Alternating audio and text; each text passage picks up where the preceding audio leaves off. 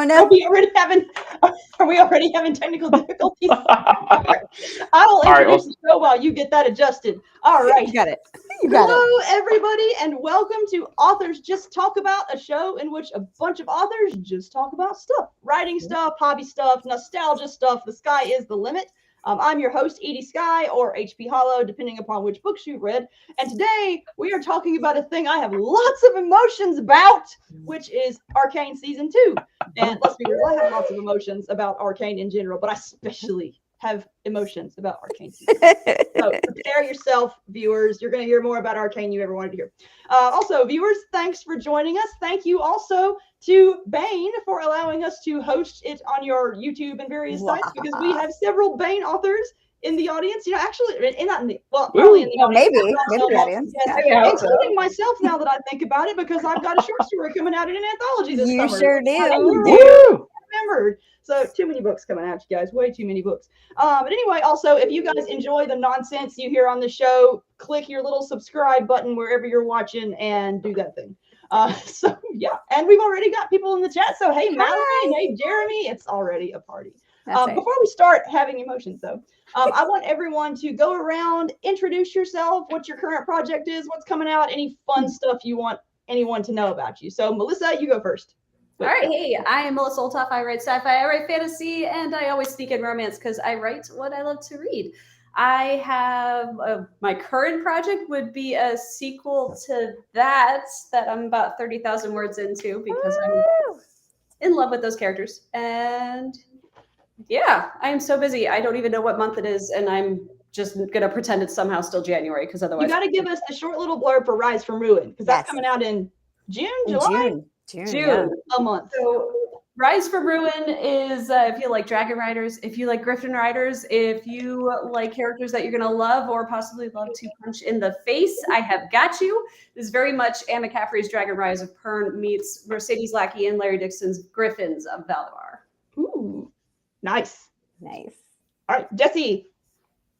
Hi, everybody. I'm Jesse James Fain. I go by the Outlaw Author because the branding writes itself. I write sword fights, fist fights, gun fights, and pretty much any genre. I say a world loaded in every chamber. And so I did a lot of that in real life, and I like bringing it over into my fiction. I've got all kinds of short stories out. I'm currently working on my first full-length novel. It's called The Holy Diver in the Midnight Sea is the universe. The first novel will be Gravesinger. And if I have to give you the comparison, it is Shadowrun meets Sliders. And that's going to be my big project and hopefully my big baby. We do have an antho coming out probably first quarter next year through Three Ravens Publishing that'll introduce you to the universe, and I'll have the novel out shortly after that. And that's me. Nice. And Marisa. It was everything I could do not to whisper Sliders after you said that. But Shadowrun plus Sliders, yo, I'm in. Okay. Hi, I am Marisa Wolf. I write science fiction and fantasy that always ends in hope, no matter how not hopeful it might get in the middle.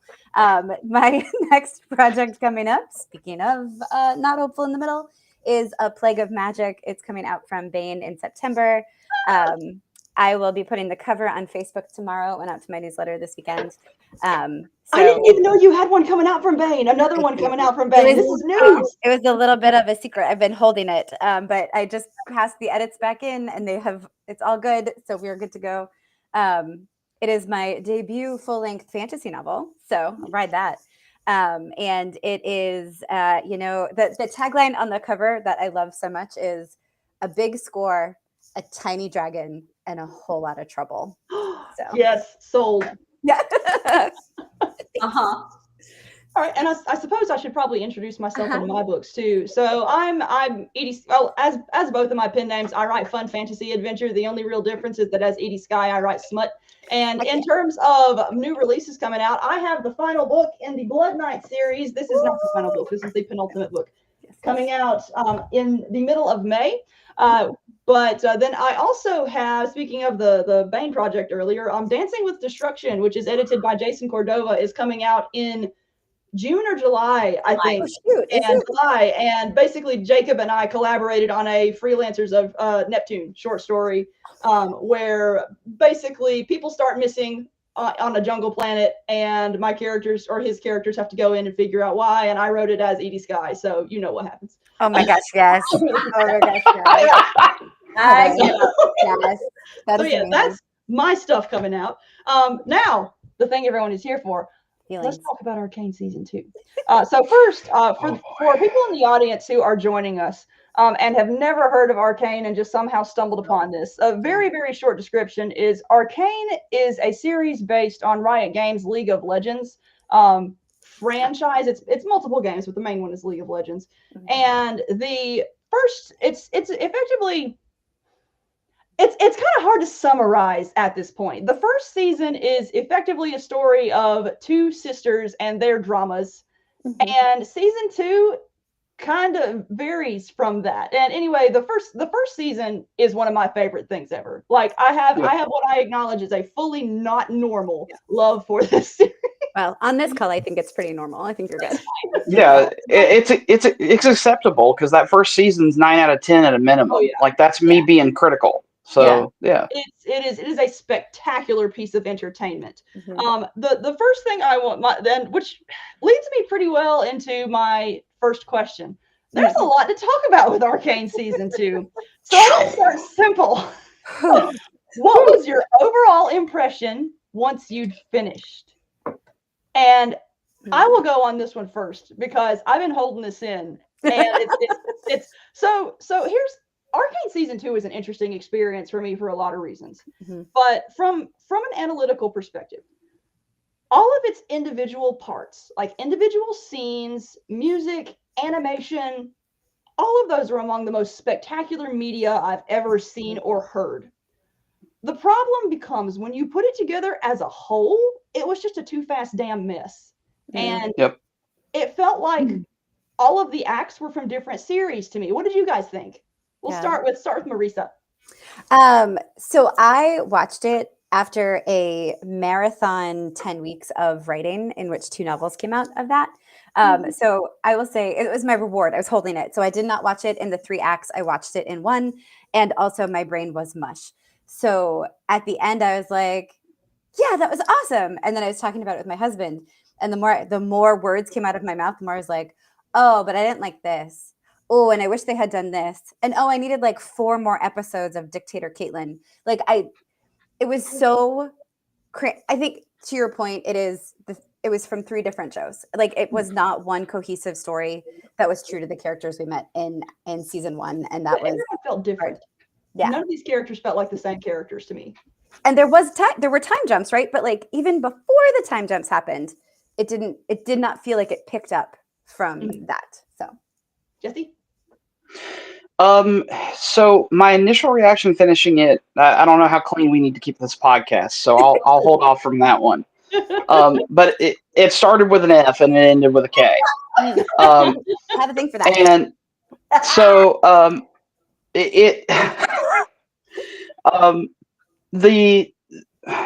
agree 100%. Things were really disjointed. I didn't have trouble following, but I'm used to a lot of sci-fi that does the whole like we're doing time jumps and this is an alternate dimension, and it's like, okay, we've done all this. I hate that it was like, hey, we got to get all this done in the season. Yeah. That's exactly what it felt like. It's like, okay, cool. And it got to the point where I feel like we could have sacrificed multiple things that we went through for the purpose of making other things better. Yep. I made a post that has not been popular, so I'll get the unpopular opinion out of the way.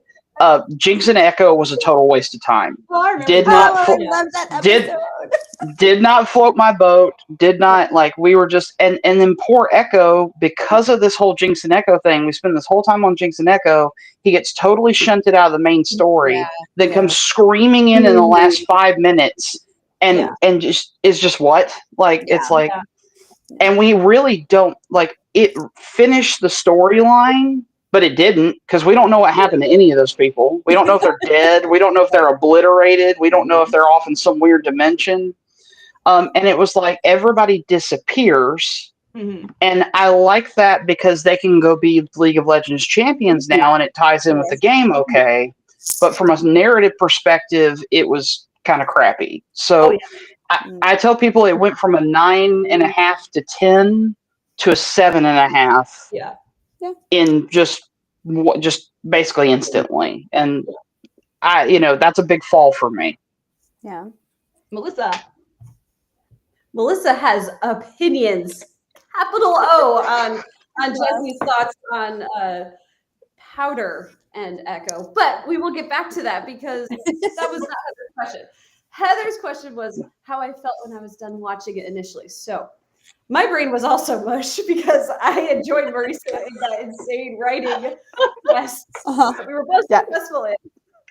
But I enjoyed it. I did. It was still visually like just impressive as hell. And there were very gorgeous things, like not just visually, but storyline wise. But I agree 100% with everybody else as far as it felt super rushed, very much like they crammed everything in. Whether it was because they didn't get as many episodes as they thought they were going to get at the beginning of when they started writing out the storylines and the different episodes, or if they just went cuckoo bananas. I don't know. Yeah.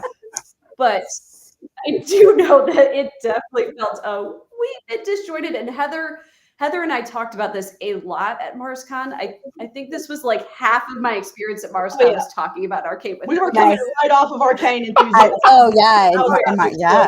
For context, you guys, like my husband has been so patient with me, but there was a period when like Arcane, I have been looking forward to Arcane season 2 since season 1 ended. Like it was my event of the year, and I was going to watch it as it came out. And there came a point where Jacob was like, you have an Arcane limit. I cannot hear about this show all the time.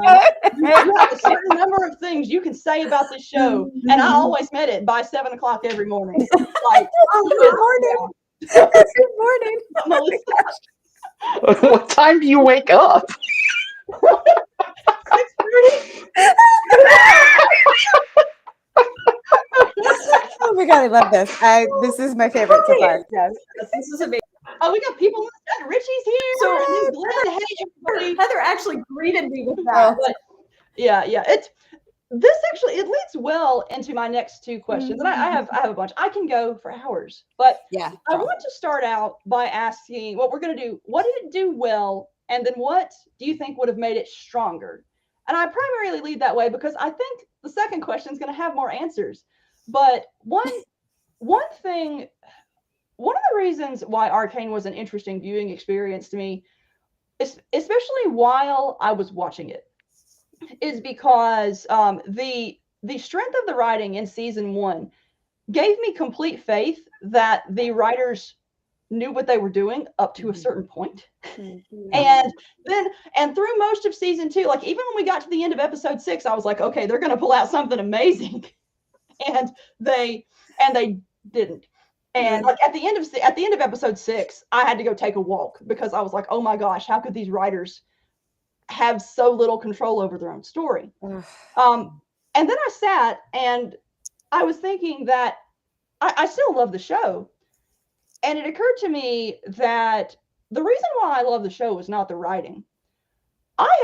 Since season 1, we've known that Fortiche Animation is an amazing studio. And after season 2, I think Fortiche needs a lot more recognition because I went through and when I was watching, most of the stuff I enjoyed was not stuff that was in the writing. It was visual storytelling that was put in there by the animators that in some extent, I'm not even sure the writers knew were there. And there are periods like, okay, so Jacob rolled his eyes at this too. Because I thought it was too fast and because I needed background noise, I watched the show at 0.75 speed.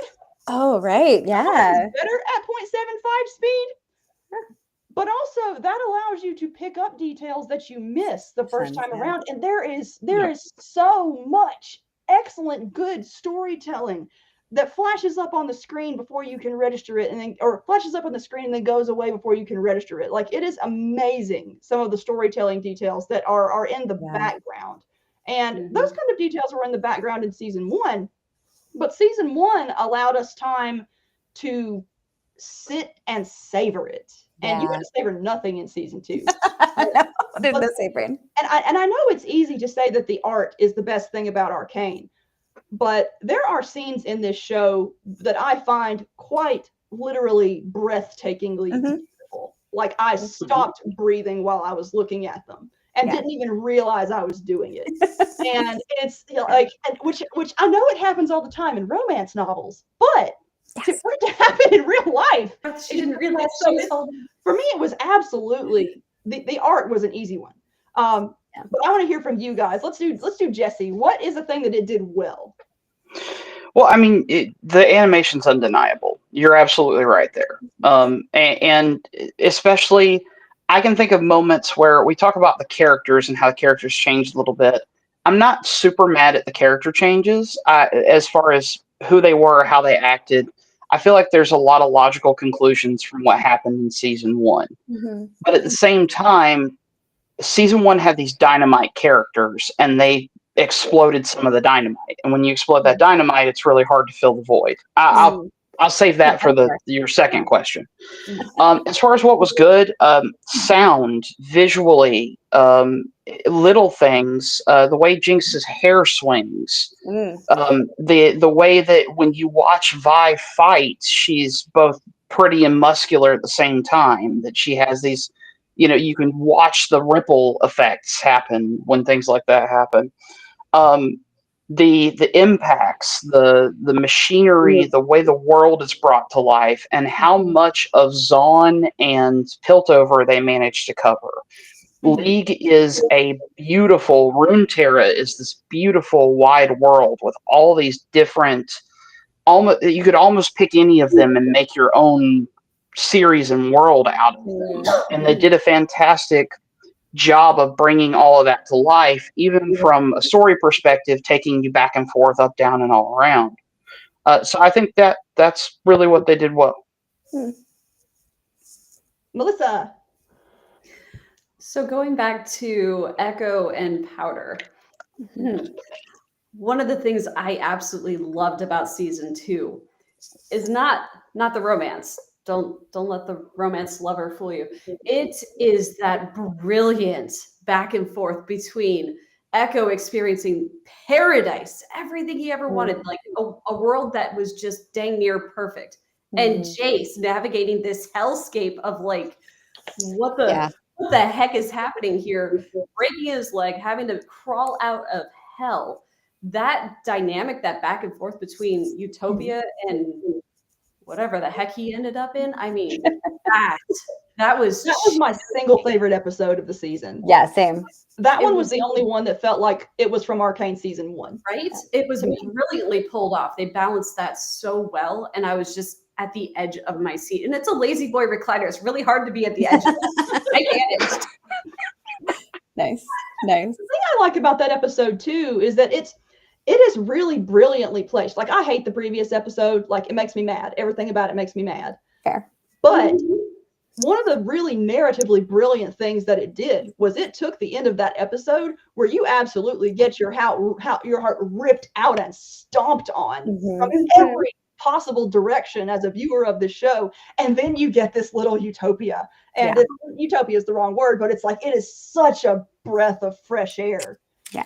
But I fully agree with Jesse. Like, I from a fan perspective, I like the concept of Jinx and Echo together as a couple. Like, I think they're cute.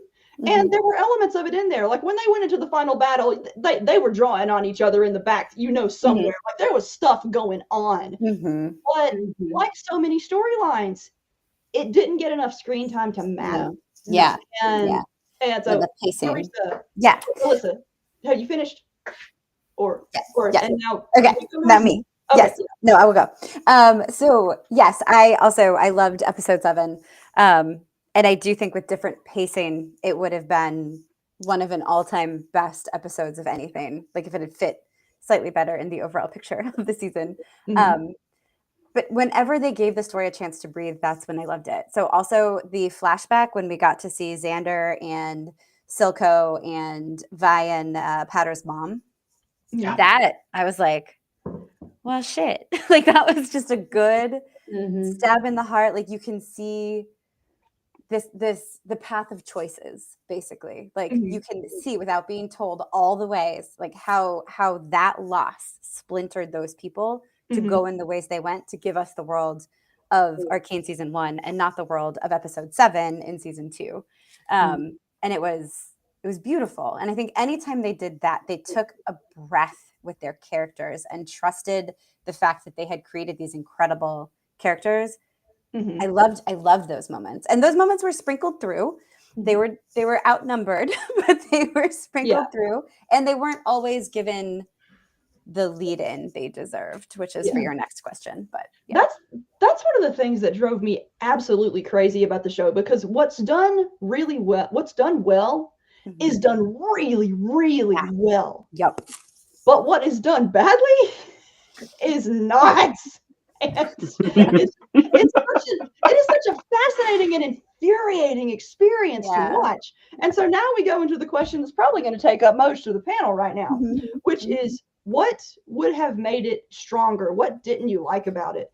And I guess I will start with this one.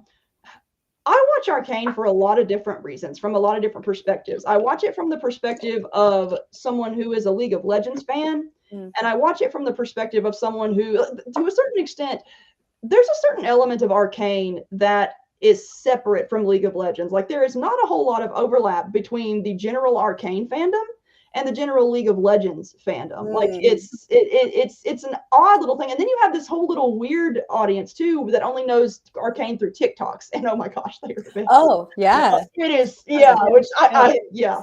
But yeah, and the thing, I enjoyed watching Arcane. Ultimately, I enjoyed season 2.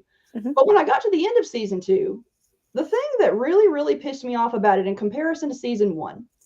Season 1 did a really deft job of making the characters emotionally complex and often tragic, while also still being these badasses that I was excited to go play in the game after I finished watching the show. And season 2 had the emotional complexity, but the characters are getting kicked so much that I wasn't excited to go play the game afterward. And here's the thing too, of the Arcane characters, I'm a Caitlyn main. And I did not watch season 2 to watch my favorite character become a dictator. I mean, that's just, there's nothing admirable about what she does. And even if it is understandable from the context of she is grieving a mother lost in effectively a terrorist attack. And that just, I didn't like that I'd watched a video game adaptation about characters literally named champions. And I didn't feel that any of them acted like champions. And that frustrated me to no end. Who wants to go next? I got more, but I'm the host. So I can go because it was, I mean, I won't go too deep into the pacing because we've touched on it, and I feel like Jesse is ready. So I'm gonna let Jesse take the pacing. Jesse. Yeah. So so in addition to the pacing, I think it is, so Jesse said this a little bit ago too, but like you can read in why characters did things along the way, but the story didn't really support it. So, yep, I can read in why Caitlyn became a dictator. I can read in why she would trust Ambessa. I can read in why she betrayed Ambessa, but the story did not support it. It was just like, oh, here's your girlfriend. Cool. Like, I guess everything I've been doing, now I realize it's wrong. Also the crack team, whatever, I can't remember what they were called, but the team that went in to like take over the drug dealers. Yeah. Well, it was a music video. Why was it a music video? That was a cool story. I wanted to see it. And so again, like you can read into it, you can understand what's happening, but I wanted that. Like I didn't need a 10-minute music video. I needed to see that group come together and work together, and why they decided gassing everybody was the right call. And we never deal with that. We never deal with that. Like, did civilians get impacted by that? I bet they did. Like, anyway, so I needed the story to better support the characters, because a lot of the things were like, this would be cool if it happened, or there's a logical path to this. We're not going to show it to you, just figure it out. And I was like, oh, that particular music video made me so mad too, thematically, because it's like she's effectively, I really love the lead into it where you have that whole dialogue where her mom is talking about how the people of the Undercity deserve to breathe, and then they immediately go into her weaponizing that stuff. Yep. That was just savage and wonderful. Yeah. But then we get this really, really cool jumpy music video about what is effectively some pretty awful stuff. And I got to the end of it and I was like, that's really cool. Wait, I'm not supposed to have these kinds of emotions about this particular thing. Yeah, like, this was that not really cool. needed to be a dark, drawn out, non-music video scene. Agreed. Yeah. Jesse. I mean, war crimes are fun. I mean, that's all there is to it. Like, that's war crimes are fun when you're behind the wheel. Yeah, you're not war crimed. You're war criming. Yeah. Yeah. And yeah. Yes, be a crimer, not a crime-e. Right. That being said, I think the issue is there's an imbalance of the characters after the end of season 1. Yeah. And what I mean by that is I mentioned Dynamite characters earlier, and Vander and Silco are Dynamite characters. They're the awesome original characters that did not appear. And I knew when it was probably episode 4 or 5, whenever the Vander got the serum treatment, I knew he was going to either be Mundo or Warwick. I knew that was coming. I literally was talking to all my friends and was like, yeah, this is gonna and that's cool. And I love the pathway that they took with that. But when they killed Silco too, all of the Undercity loses its Dynamite characters for this Tale of Two Sisters and Two Cities is that's the tagline for Arcane, right? And so on the one side, we lose all those Dynamite characters, and now somebody's got to make up for all of that was missing, and it just didn't happen. And I feel like as cool as Ambessa is, and as cool as her bodyguard dude with the mohawk is, they don't hit the same way. It's just not. It's not the same level of character, and so we really tipped the scales there. And then now we have to figure out, okay, well, now how are we gonna pull these same emotional heartstrings? And I think that's what triggers this cascade of weird choices, Caitlyn's committing war crimes. And I would just have liked for them to have had more time. I think more time would have fixed it. Agreed. Because they would have been able to spend more time creating characters that would fill that gap and have better solutions for how we get where we end. Savika's right there. Yeah. That was speaking of Savika and Silco and that whole crew, one of the things that absolutely pissed me off about the opening of season 2, it is never directly addressed that Jinx killed her own father figure and a really significant person in Zaun who was about to secure Zaun's freedom. There is one line of dialogue where she's right before the battle with Smeech, she mentions that she killed Silco, but then Smeech dies, which renders that could have been such a really interesting plot point. But I don't even think we find out whether Savika knew that Jinx killed Silco.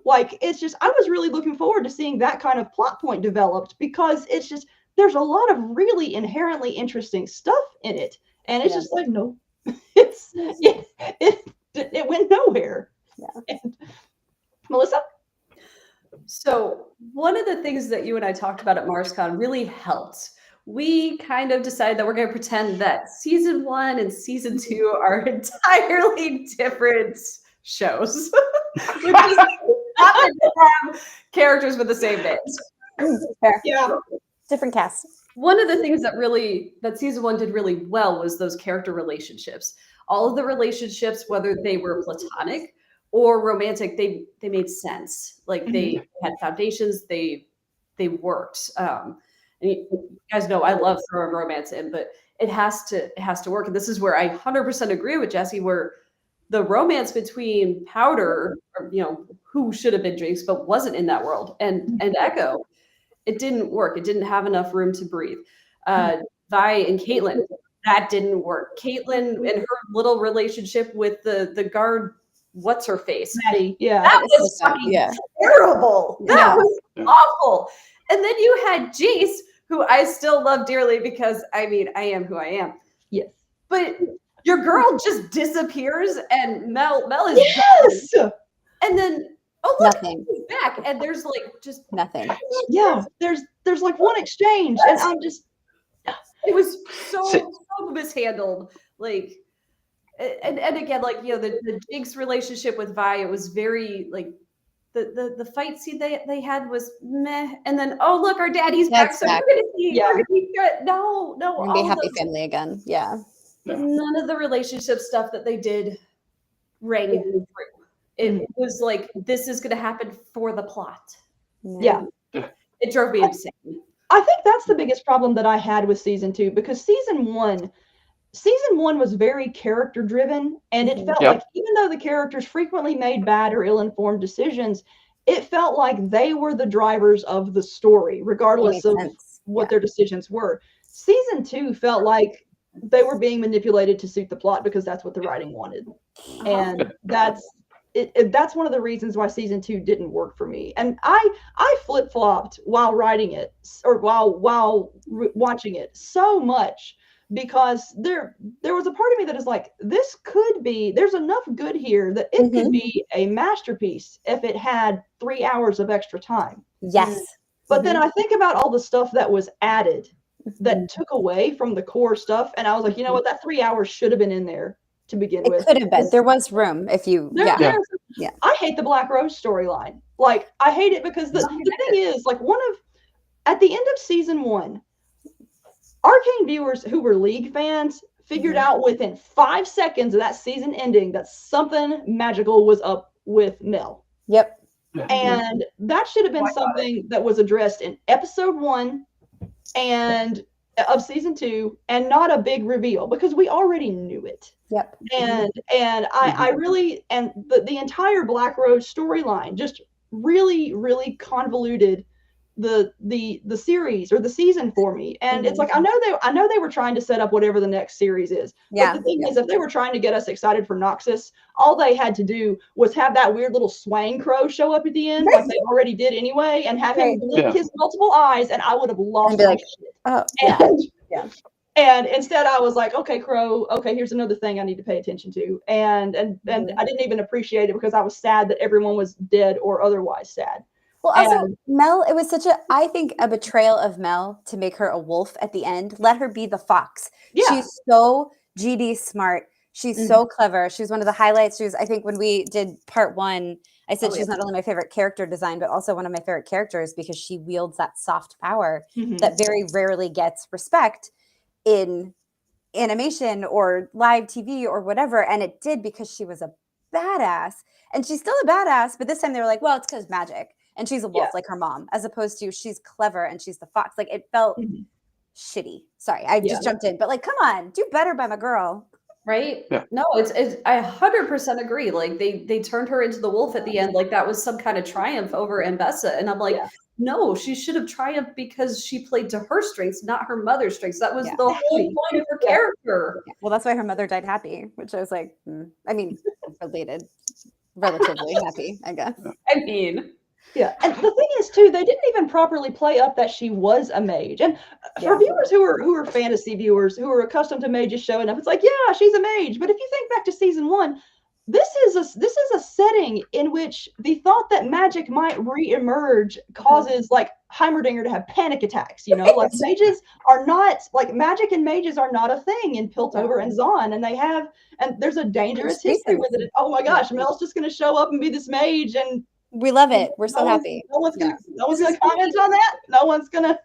It's like that in itself could have been a really, really solid core for maybe not for the series to revolve around, because I think the story still needed to revolve around Piltover and Zon and the various parallelisms that connect those two. But I mean, the thing is, this season of Arcane was a show about war. It was not a show about magic, which is kind of stupid for a show that is called Arcane. And we haven't even talked about Jason Victor. Like, I got so mad that my magic science boys basically got sidelined. I mean, I'm a huge Javik fan, and I also really like space magic bullshit, and I'm always going to love that ending. Yeah. But I hated the way they got to that ending. Like, that was the storyline I was looking forward to the most, and I swear they used every single trope that I hate to get there. It was like they took a checklist and Screw you, Heather. Screw you, Heather. Let's see. Like, once we got to the weird Aphrodite cult, I was like, are they really doing this to my boy? Like, are they really? It's just, especially since another thing too is there was a period where, so Arcane season 1, when it first came out, was not regarded as canon. Like, Riot explicitly said it's not canon, and I thought that was cool because it opened up really interesting storytelling possibilities. Like that you were able to introduce Silco and Vander because they're not League characters, they're their own thing, and you were able to do some really, really interesting relationship stuff with the characters that is technically not canon, and that made it interesting. And then they go and say, okay, Arcane is going to be the canon now, and I look at where these characters as established in Arcane end up in lore, and I'm like, oh my gosh, like Victor and Jace are arch enemies. Like, I need to see what kind of writing gymnastics these writers are going to pull off to go from that excellent relationship to that in the lore. And I literally have been just pumped for 2 years. Just not necessarily to see that happen to the characters, but to see how the writers accomplished it, because I wanted to see the efficiency. I wanted to see the actual storytelling techniques that were used. And instead, Victor becomes generic mage god number 36. Of all the things they could have done. It's just and the thing about it too is that these two are my favorite characters, you can tell. I had predictions for things that were going to happen, and honestly, I had so many predictions that didn't come true. I effectively have 80% of the outline for a new novel now, so that's one of my projects. You know? I mean, look, that's a win. A win is a win. But there were so many seeds in season 1 that were planted where it looked obvious that this is where the writing was going to go. Like, there's Victor and Jace are friends in the very beginning until you have that one I'm from the Undercity scene where you see on the bridge, you know, where you begin to see this rift begin to emerge. And when that happened, I was like, oh my gosh, that's going to be the beginning. That's going to be that Victor and Jace are going to become the sort of the thread that carries the Piltover versus Zaun thing. And then when you consider in the lore that Victor has augmented Chemtech magic superpower people, it's like, I'm like, oh my gosh, it's going to be a kick-ass season. And I really just wanted to see Victor heck shit up. And I mean, he did, but not the way I wanted. But yeah, it was just, that was the biggest disappointment for me, because it wasn't the canon I was looking forward to. It was a new canon. And that was the biggest disappointment for me. I just couldn't stand it. I hated everything about that. But, let's see here. But I have emotions. I have big emotions. Okay. Big emotions. So what else would you have changed about season 2? Taken out, put in, anything that you wanted to see that didn't happen? Jesse. Oh, sorry. I was just going to say Jesse was about to talk about Echo, but go, Melissa, go. So Isha. That I hate a character that is literally and obviously written to die. Like, here's Child Redshirt that is merely supposed to, one, emphasize how Jinx can still be Powder and show, like, oh, she's a better big sister than Vi was. Oh, wait, she died. Yep. Not a better sister, turns out. This is why Jinx never brought you along on missions or didn't want to. Look, you died. And then it's barely remarked upon in Act 3. We get one scream of Isha's name. That's it. And then we move on. It was which is the only reason I knew her name, because they did a terrible job of even making that happen. I knew her name because there was the one video for Isha's song came out 2 days before the series, not 2 days, but recently before. And by the way, that was brilliant marketing, I will say, for that. Like, there's the marketing for Arcane season 2 has been great, but the thing about Isha's song is it released and it's in Chinese, but if you read the lyrics, it's this really, really uplifting, bright song. It's one of my comfort songs until episode 6. And then I was watching and I was like, oh my gosh, is this where they're using this song? Is this where they are using this bright, happy song? And on one end, I thought it was actually kind of brilliant because holy heck, the narrative misdirection. But I was too mad at the rest of the episode. Really, but it was just, oh my gosh. And I it's one of those, I have this weird simultaneous absolute love and absolute hate for elements of the show. And it's very often the same scene. Yeah, I totally agree with Isha. Like, she was there to die. And she could have had really interesting narrative uses. Mm-hmm. But again, they weren't utilized. No, it was meh. Yeah, somebody in the chat just said, David Vowell in the chat just said characters that are obviously going to die but then keep surviving. Yes, agreed. Exactly. I love those kinds of characters. No, Tech Team, hey, says hello there. I'm going to miss seeing Heather and Jacob at LibertyCon this year. Yes, we're not going to be at LibertyCon. We have a family reunion that overlaps with LibertyCon. So everyone seeing us has to have extra. I was getting excited for having y'all there too. Yeah, we're going to be there next year though. Nice. So, but yeah. So I have to say though that of all the things that, even though I did ultimately from an analytical perspective dislike season 2, and I disliked the way the music was used sometimes too for similar reasons, like the music, too many music videos, like too much important information was conveyed through music videos, but also the soundtrack in and of itself, oh my god, it is gorgeous. It is one of the best things I've ever heard, whether we're talking about the score soundtrack or the actual season 2 pop soundtrack. Like, there's too much music, there's too much non-instrumental music inside the show. Like, they tried to squeeze in too much. One of the reasons why it worked for me I loved that season 1, each episode had its own musical centerpiece that it focused around, and this season had like at least 2 per episode, and it messed it up. But I absolutely love the music of the show, and it deserves more credit than it gets, because I feel like it gets overshadowed by everything else. One question that I meant to ask earlier is, first off, how did you actually come to the show? Because there are a lot of different directions that people through which people discover Arcane. Like, some just stumble upon it on Netflix. Like Jesse and I are League of Legends fans. There are people who are specifically Arcane fans. You've got the whole crowd that I mentioned earlier that just knows about it through Arcane TikToks. How did I mention that because I feel like a person's reaction to the show is heavily influenced by how they discovered it and their relationship to it.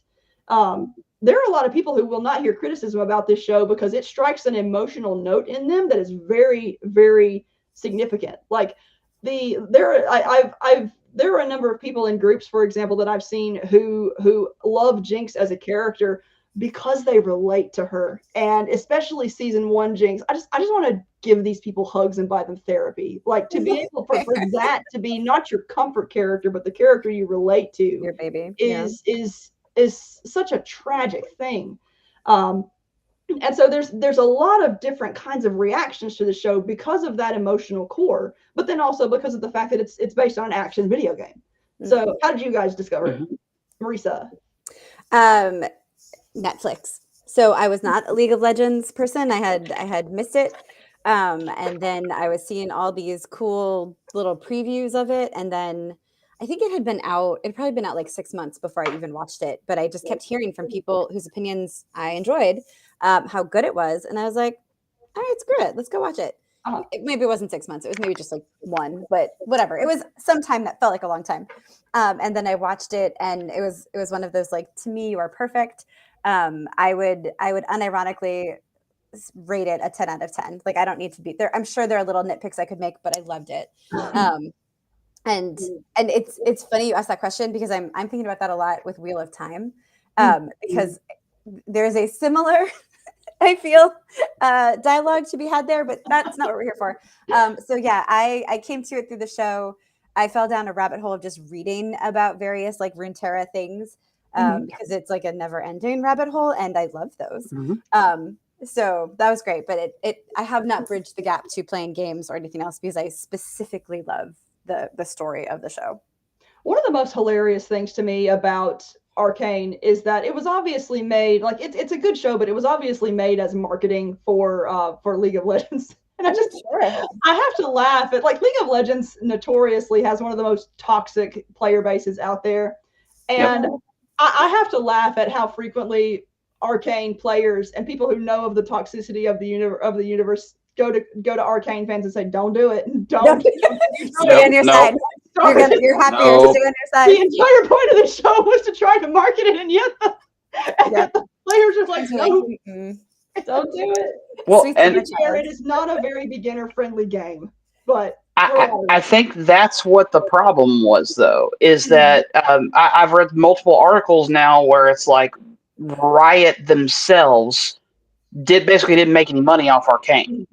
And the issue with that is that when it was all fun and it was all canon and we could hand it to the artists and the writers and just let them run with it, that was like the bureaucrats, and they didn't have to worry about nothing. It's not canon. It's okay.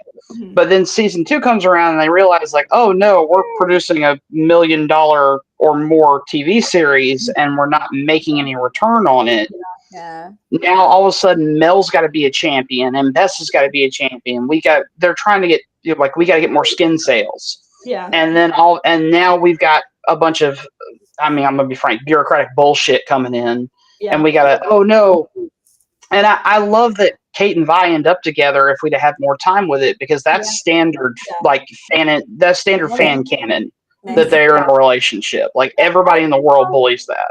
I love that the show acknowledged, like I absolutely love how attentive to what fans want the Arcane showrunners are. Yeah. Because there are so many franchises that see what fans want and condescend to it. Yes. And I will say that even though I did not like the execution of season 2, I absolutely love how there were obvious nods to fans in that season. Well, and the setup in season 1, like if you don't pay that off in season 2, that's lame. Like they were adorably set up, I think, in season 1.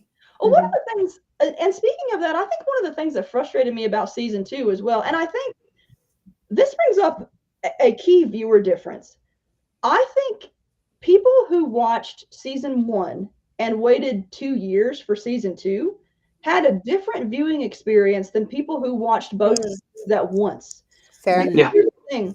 I fell in love with these characters and waited 2 years to see more of them interacting. And that's what I enjoyed. I enjoyed the rapport. I enjoyed the interacting, and the two core sets, like romantically or platonically or whatever.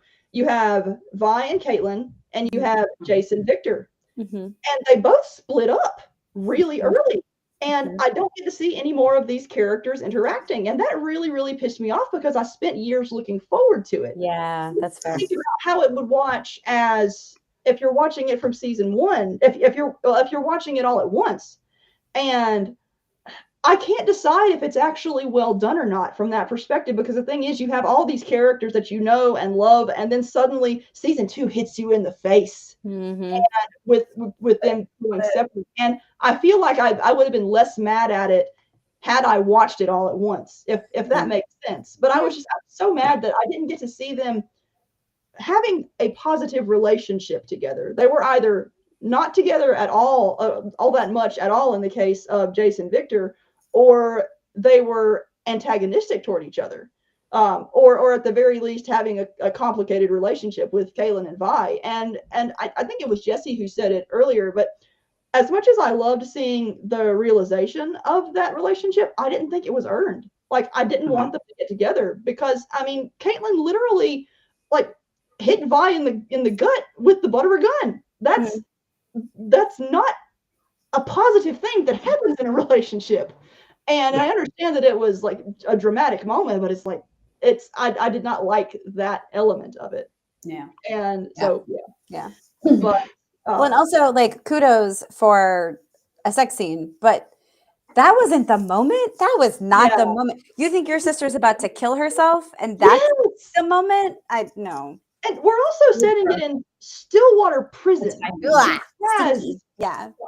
I mean, also has some traumatic associations for a lot of characters in the series. It was just these characters.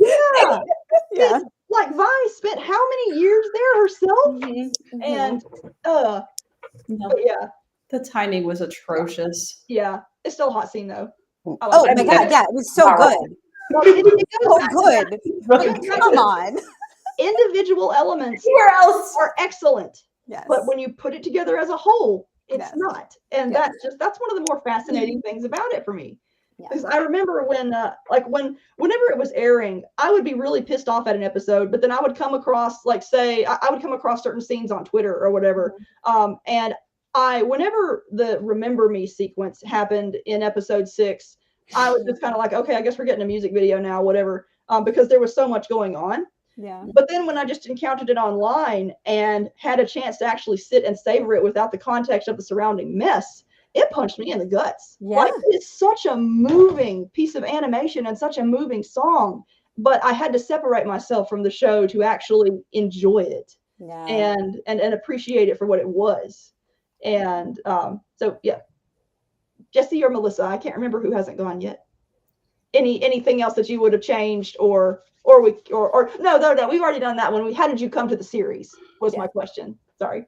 Oh, I'm a lead guy. I played with my friends in college, and so when they were like, "Hey, we're doing a show," Riot, bless them, they put so much effort into these characters, and they're short stories.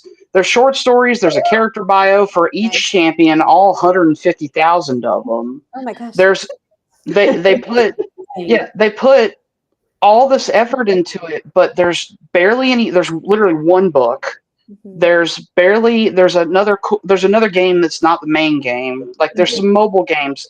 They're not taking advantage of this like Warhammer 40K does. Warhammer 40K has 75 novels and has TV series and all this other stuff. And Riot just isn't capitalizing on all of that. Hello, hi, whoever's over there. Please let the people in this podcast write books for you. We can help. I'm just saying, there's a Pantheon novel that's going to get turned into a harem series if y'all don't hurry up and let me write it for you. So I've got 2 different casts of characters. We were talking about this before. I've got 2 different casts of characters that are inspired by Arcane. Like, I'm just writing my own. I love it. And so I'm right on that board. It was like, so when they were like, "Hey, we're going to do this TV show," I was like, yes, finally, we're going to take advantage of the fact you have all these amazing characters. And I was so proud in season 1 that not only did they do the champions justice, but they brought in unique new characters that fit perfectly in. And Vander and Silco really jump out for me, but all the other characters, Mel, they were all great. I hated Jace from the game. I still hate him now. It's fine. I love it. And that's and that as good as that Hill episode was, it had me scratching my head the whole time, because we had to take them to this different place that Jace and Victor were at. And it's like, dude, why are you losing your mind? You did all this. Yeah. And that's kind of how I feel about the whole thing. And that's why I hate him. Is like, it was all your fault in the first place. So yes, you had to go through hell to fix it. You're the one that did it, jackass. But, like, anyway, I don't like him. I don't like that character. So anyway, that's how I came to the game, or came to the show, was being a fan of the game and being really excited for the expansion of that world and that universe. Nice.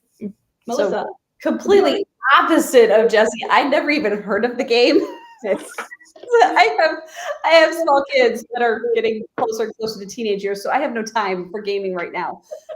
But all these people I know, like Heather and Casey Azell and Marisa, are just going freaking feral for this show, and I'm like, well, I have this much time to watch TV. The accurate use of that word. This is what I'm going to watch. I was bad to sneak the feral in. Yeah, well done. And I wasn't disappointed. Like, I did not regret using my very precious TV time to watch it, dive into this universe. So it was good. So, a question to close us out.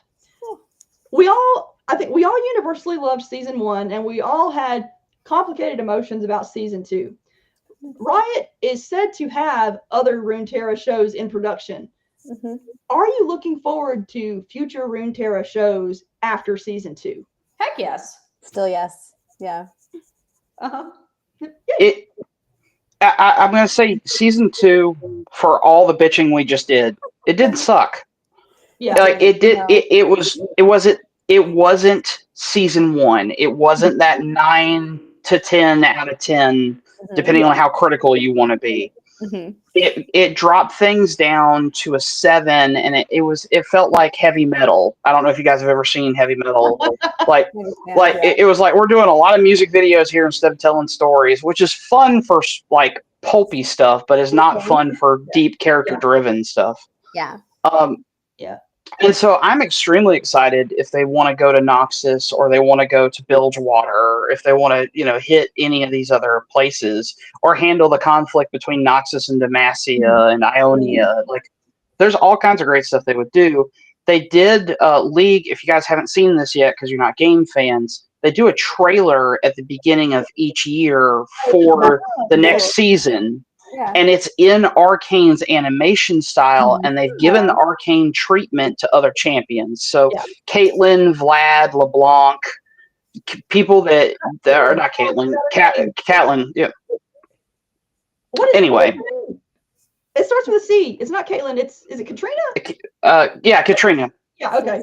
Yeah. Katarina. It's Katarina. Jesus. There we go. There we go. You guys did so the Black Rose storyline made me so mad. Like I do not play Black Rose characters anymore. Oh, but I hated it so much. But then that trailer came out, and I was like, it's just when you thought you were out. So good. I think I might care about it now. But I just have this visceral hatred of the Black Rose associated characters. Oh, that's rough. Well, I think they kind of want you to hate them, so maybe not in the way that you do, but it's like but in general. By their skins. Mission not accomplished.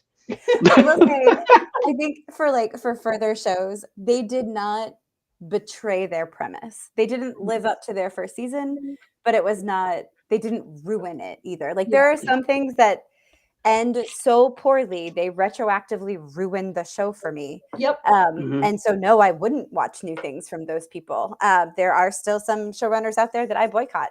I see that they have a new thing. I'm like, that looks cool, but I'm going to wait till it's over. I don't trust you. So that is not where I am with Riot Games. I would be very interested to see new stuff. Mm-hmm.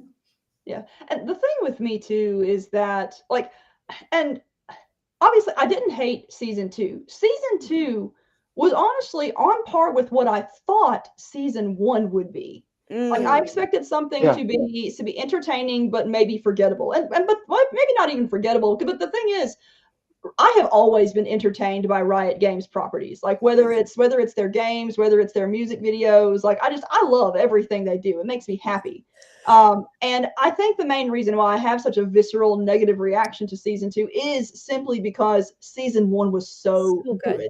Like, and that's actually a pretty cool thing to be able to say, especially about a video game inspired TV show. When you consider like the video game curse that I think Arcane effectively broke, because we've had so many good video game adaptations, especially animated ones recently. But yeah, it is. Dang, it's 9 o'clock already. I know. Like I still have feelings. But I think I've seen some of you yawning already. So. I've been dying since 8. I mean, it's where I was saying that too. All right. Well, we will begin to wrap up. Thank you for joining me for this. This was super fun. Yes. And everyone in the chat, we had an active chat tonight. Before we close out again, I will say thank you, Fain Books, for allowing me to host here, since we have a bunch of Fain authors here. And again, if you enjoyed what you saw, be sure to subscribe, do all the clicky things. And I'm going to have everyone go down the line, say again who you are, where we can find your stuff, and then we'll close out. So you can find all my stuff on Amazon. Everyone else can go. Marisa. MarisaWolf.com, MarisaWolf.net. I go both ways. You can come find my stuff. There's a bunch of new stuff coming out this year. I'm in that anthology with Heather and Edie, Skye, and Jacob. I'm in another anthology with Jacob, the new Honorverse Challenges one. Yes. And then a Plague of Magic. If you want to get some Arcane vibes, please come join me. Oh, is it the Arcane one you were telling me about? Heck yes. You're gonna love it. Yes. Right, Jesse. You can find me at outlawauthor.com, which all my stuff that I publish is on Amazon. They're all short stories at this point. They're all in different either Three Ravens or Bayonet Books anthologies. I have 2 releases coming out the end of the month. One is going to be kind of a steampunk Civil War universe. The other one is urban fantasy. One is a half Viking, half Muskogee berserker, and the other is a Green Beret necromancer. So we're doing a lot of revenge. We're doing a lot of violence. We're gonna have a lot of fun times with those. You can find links to that again at the website outlawauthor.com. I'm on all the socials. I really love my Substack. I get to be long form and write about stuff that matters instead of asking you what your favorite color is on X. But the links are on the website. You can find me on X, you can find me on Instagram, and you can find me on Facebook if you really want to, but that is my personal page. It's guns, heavy metal, and lots of foul language. So if you're not ready for that, don't show up. Yeah. And that's me. All right, Melissa. All right, you can find me at melissaolthoff.net and .com because, like Marisa, I too now go both ways. Hell yeah. So May, I do believe that Savage Bunny 4, Daughter of Shippo in the Salvage Title universe, shall be out from publishing. It is the 4th book of my Salvage Bunny trilogy. It's normal. It's fine. Totally normal. Yeah, Totally fine. Trilogy, Douglas Adams Right, trilogy. and then from Bane Books in June, my very first Bane novel will be out, Rise from Ruin. I am so excited. Cannot wait to hear what y'all think about that. The e-arc is live on the Bane website, and the pre-order pre-order right now on Amazon. Go buy it right now. You want to read this now. 2 pages in, and I already love it. I love it so much. It's so good. I've read it 3 times, and I will read it again. Join me. I love you so much. That's true. All right. And then I'm in the same anthology that you guys are in July, the Dancing with Destruction. Oh yeah, we're all anthology buddies. Yeah, we're gonna have to do a panel. Really cool. Yes. All right. Okay, everyone's gotten a chance to speak. Okay, all right. Thank you again, everybody, for joining me on both chat and guests. This was a great time. I love it. I could go on for hours, but we all need to sleep and whatnot. So thank you again, and see you all later. Bye. Bye.